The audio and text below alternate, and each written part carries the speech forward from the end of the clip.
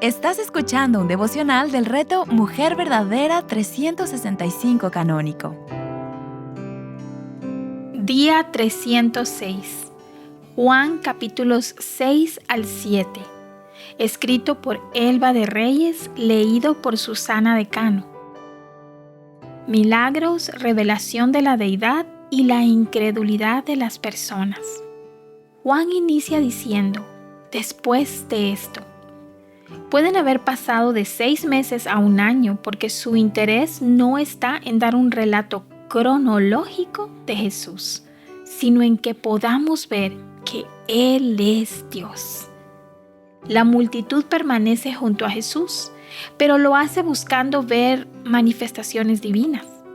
Pero Él es movido a compasión al ver que no han comido. Se calcula que debían ser unas 20,000 personas si contaron 5,000 hombres. Jesús prueba la fe de sus discípulos al preguntarles cómo les alimentarán, y luego realiza el milagro supliendo la necesidad y haciendo que sus discípulos recogieran 12 canastas de la comida que había quedado.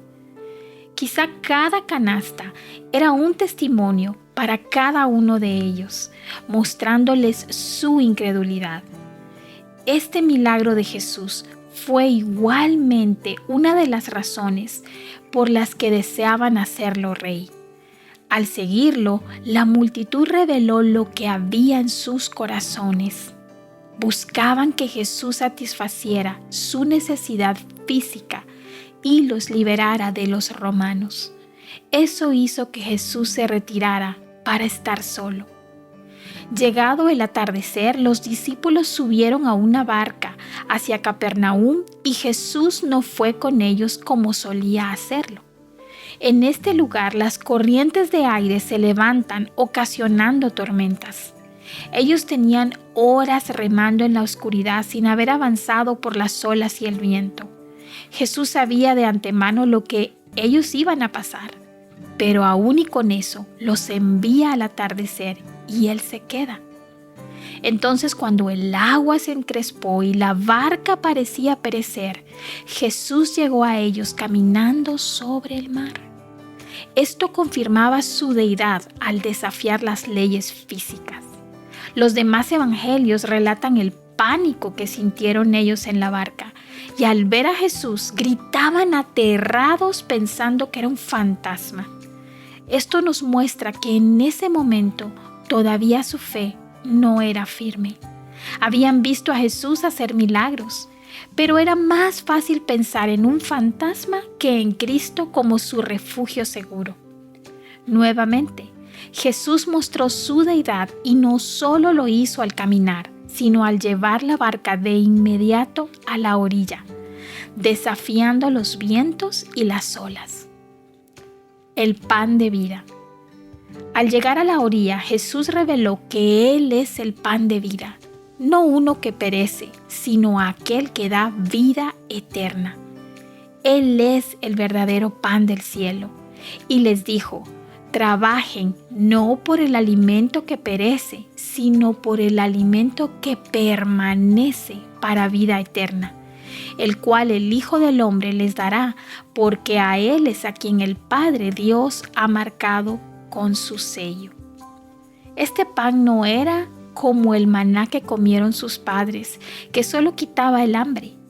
Al contrario, este pan da vida eterna, y por eso los israelitas se molestaron en gran manera. La verdad que Jesús está diciendo es: todo lo que el Padre me da, vendrá a mí, y al que viene a mí, de ningún modo lo echaré fuera. Quien va al Hijo y cree en Él, tiene la vida eterna y una relación con Dios, pues Dios es soberano en la salvación. Y con esto Jesús muestra nuestra responsabilidad en responder a su llamado. Unos 7 meses después, cuando se celebraba la fiesta de los tabernáculos, sus hermanos se aparecen buscando ver por ellos mismos las señales que Jesús hacía.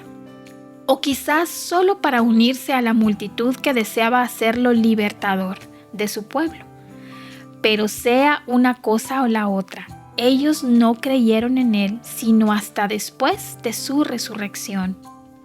Ver cómo los hermanos de Jesús no creían en Él aún, y aunque habían crecido con Él y habían sido testigos de su vida, me lleva a saber que Jesús igualmente conoce cuando nuestros familiares no entienden la nueva vida que ahora vivimos en Cristo.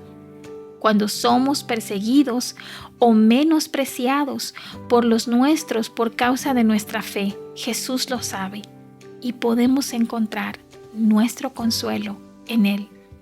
Los corazones de los hombres son incrédulos por naturaleza.